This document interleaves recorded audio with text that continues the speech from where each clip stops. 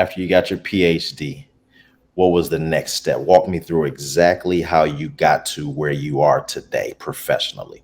Yeah, so really like advice and mentorship. So I had a fantastic advisor in my graduate school. And when I was doing my graduate degree, I always thought I was going to work in a research lab. I love science. I worked in a research lab all through graduate school. I had took some time and actually worked part-time at a research lab while I was in graduate school. And so I always thought I was going to just work in a research lab. And he said, you should take an internship doing policy work. And I was like, oh, that sounds kind of boring, right? It's not like the hardcore research in the lab. And I did. And I loved it. I loved the policy work. And I was very lucky because my graduate degree, my environmental toxicology degree, is environmental toxicology, it's biology and chemistry and environmental policy.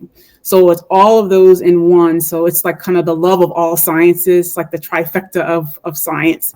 And so once I graduated, I took a postdoc. So generally people that graduate with doctorate degree, they take a postdoctorate at a university. And so I took a postdoc right away, doing a glioblastoma related research at the Virginia Commonwealth University in Richmond, where I grew up.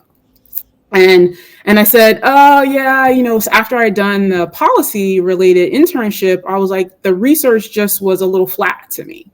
And so I was looking again for the same excitement that I had when I was working with my advisor in graduate school and undergrad.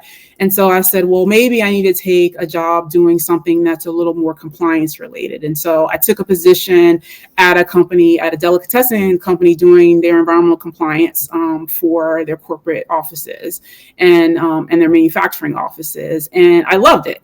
I did air, water, and waste. I did, walking around, making sure that the water that they were utilizing was sufficient, that they were, having clean water, clean air. So it was a fantastic experience. And so after that, I had the opportunity to do some work as a consultant for the federal government. And it was still compliance related. And so this was right around the time when all of the compliance was going into place, what you could and couldn't take on an airplane for those, 3 ounces or less, basically. And so I was working as a consultant for the federal government during that time, where we had to figure out what to do with all the things that you can't take on a plane. And so it was a really interesting time. And again, I was just continued to be excited about the work.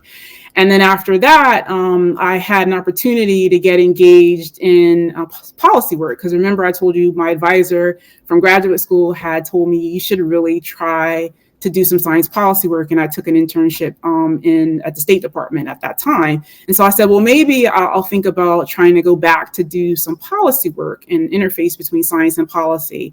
And I had the opportunity to work at an association prior to the job that I have now.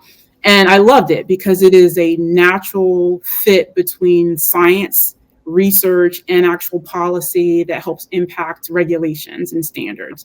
And so that's really what I do now is I spend time really looking at how, chemicals interact with the environment and human health and making sure that science underlies everything that we do. And so it's just like a fantastic interface overall. And so my journey, because of my degree, is multidisciplinary. I've had the opportunity to do lots of very different things, but I've always been excited about those different things. And like I said, it's led me to this company where I've been at the American Chemistry Council for almost 12 years now.